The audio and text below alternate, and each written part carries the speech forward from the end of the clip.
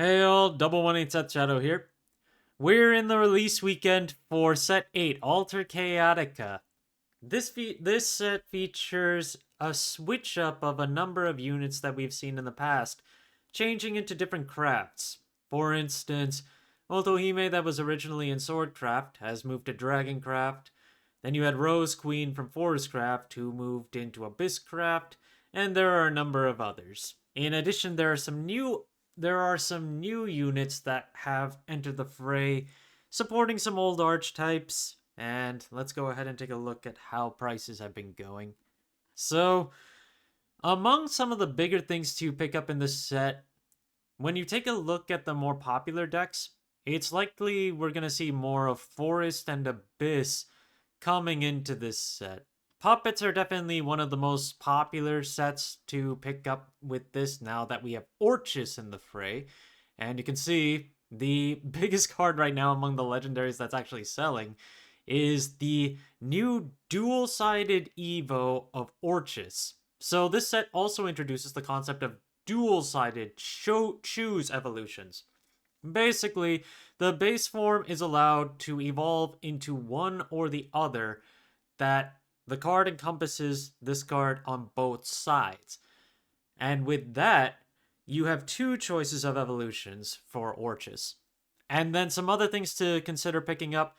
One big thing is definitely Crimson Rose Queen, which is going to be big for the 2-cost deck for Abysscraft in this format. And it's also going to be a big player when it comes to set 9 as well, when we start to get into vampires. Interesting thing about Orchis' Evo, though, is that if you take a look, you can see that we have the regular legendary and the super legendary on here, and price-wise, they're not too different right now. How it's going to end up going, though, is still definitely an unknown, given what I have to talk about next when it comes to this set. But before I get to that, let's go ahead and take a look at the rest of the first page and see where things are at. So, we do have an alternate art ultimate rare here, Miss Tartman. So there's a neutral in this set called Tartman, where you just pick up a card from your deck on play. And this version is basically, you know how we had Mr. Potato Head and Mrs. Potato Head back in stuff like Toy Story, and this effectively just follows the whole naming convention there. And the Tart Man himself really just looks like a tart, while the Miss Tart Man, I mean, you know how waifuification goes in this game. You've got Sweet Tooth Medusa, which is also going to be another prominent one once we eventually get to set 9, but right now it's actually pretty cheap to pick up at $6 for the base and almost $8 for the Evo. This one's also a legendary. One of our big neutrals here, Alter Plane Arbiter, is also going to be a good 2-cost card. Orchis' base form is about $6. You have Ozzy Daka, which eats up evolutions like breakfast. And we're looking at about $5 on each, the regular and the Evo.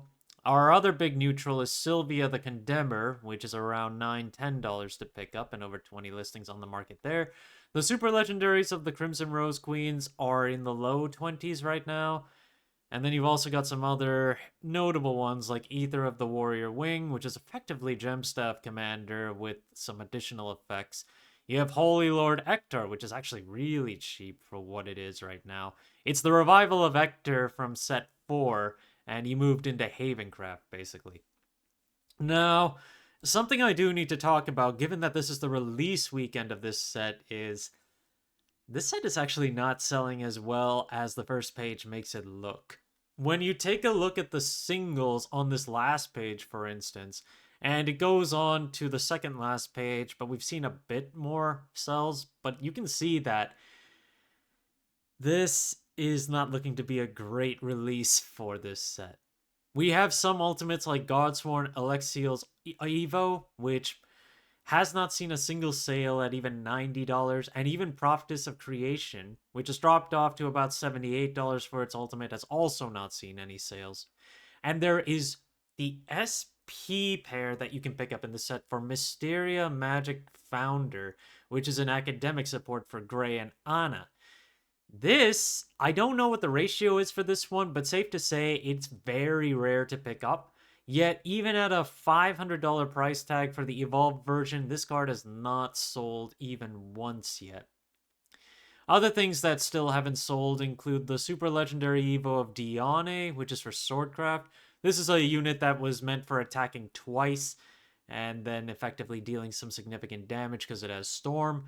The Super Legendary of Nephthys is only about $5, also not selling. Some foils like Slash of the One and Ane Rose, and the Super Legendary of Godsworn Alexiel's base form, and even the Evo, those have not sold either. Now we get into this page. Let's see. Mysteria Magic Founder, the SP base, has a base listing of 350 and has not seen sales. Two more ultimate rares, Ozzy Dakaha, $45, no sales, and Nephthys, also no sales at $50. This is actually a pretty dangerous precedent where if many of the high rarity cards that you can pick up in this set can't even sell at a significant value, that is going to put a damper on people trying to pick up the sealed product of this, given that nobody really wants any of them. Like, I'm actually surprised that Mysteria Magic Founder was even made into an SP of this set when Academia does not have any significant play from this set or even backwards. So it's an odd pick, to be honest, as the top rarity of this one, because honestly, it was a legendary in set 6, which also did not see a lot of intrigue. It did not see a lot of popularity at all. Nephthys, while a great card, definitely could have been replaced with Crimson Rose Queen. That definitely would have seen a whole lot more sales given that card's popularity. But to be fair, Crimson Rose Queen is Rose Queen from set 1, and Rose Queen from set 1 did have an ultimate rare, so they'd be basically making two different ultimate rares of Rose Queen if they decided to go with that. It definitely would have, I think it would have sold, but at the same time, it makes sense that they want to give a different card the slot. But in the end, I don't think Nephthys was a great choice, and neither was Ozzy Daka. As I mean, let's be real. They waifuified cards like the what was the one from set 3? Juggernaut, I think. Uh, yeah, I cannot remember his name right now, but they waifuified the ultimate rare for that one. And for some reason, they decided not to waifuify Azidaka, which was very strange, given that they just waifuify so many cards overall. They did Tartman this time around, but they definitely could have done something with like that with Azidaka, which might have been able to make it sell more. But ultimately, when you see a lot of these other cards just not moving at all, it's really making me question the longevity of this set. Well, I feel like people will just end up picking a lot more singles rather than cracking open product of this set from the looks of this. Now, moving on from set A, let's take a look at where the other things on the market are going. There's a shortage on the Evo for Doublame, Duke, and Dame, which comes from set 7. 3 listings on the market for this one, starting at around $2. The market price has been recovering from lows in December and January, but it's still only 88 cents. However, we have started to see some more sales around the dollar and even $2 mark. Granted, there's a consolidation here at $2 to $4 when you consider shipping. But given the history of this game, I seriously don't think that this is going to hold out like that. And eventually we should see a lot more hit the market. Rule 9 Omen of Silence. The cost 2 deck has a new spell that utilizes Rule 9. So this is definitely one of the omens you're going to want to pay attention to from set 5 amongst others. And currently is the most expensive of the omens right now. $12.69 for base price with 6 listings on the market right now and a market price of around $12. But after that $13-ish listing, it goes up to $16 and onward.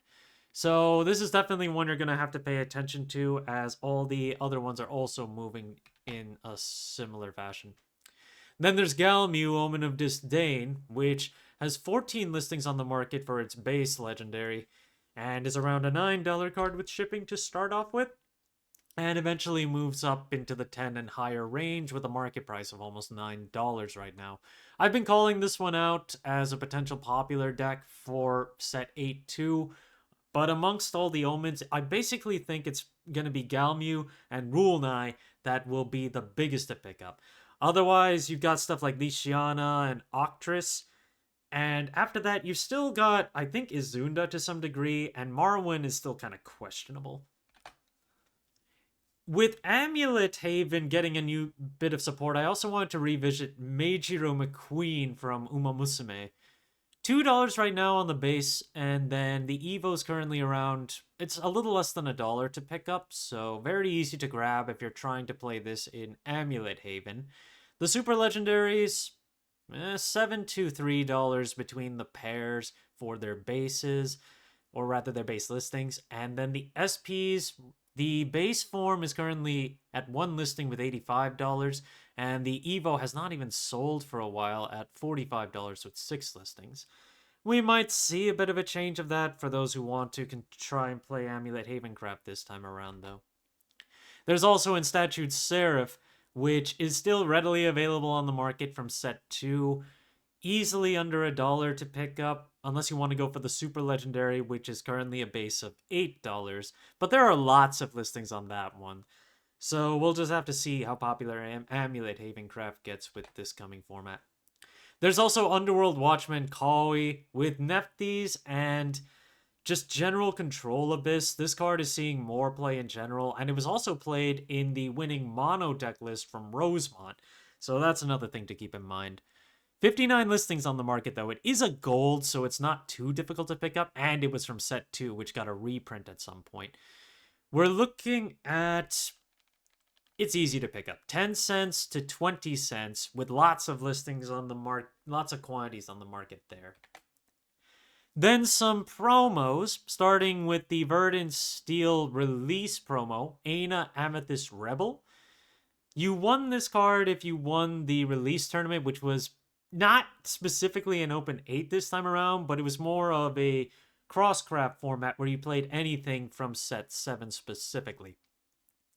There is one listing on the market for $100 right now, and we have seen one sale of this at $85 so far.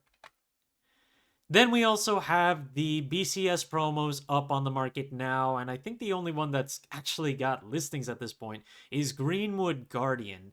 $35 right now with only one listing, which honestly I feel like is too much for this one. It may be Hunter support, but I feel like this is one of those Hunter cards that just won't see a lot of play anyway. But again, this listing does have 3 copies, so you can just get them all at once with that. And the last card for today is the Last Showdown Challenge winner promo by Carr.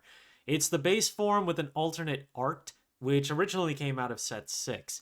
$96 is the lowest listing with a $4 shipping tag, so basically $100, and then there is another listing, it is actually my listing, at $100 even there, where there haven't been any sales on this one either, but there also just haven't been any big listings on it.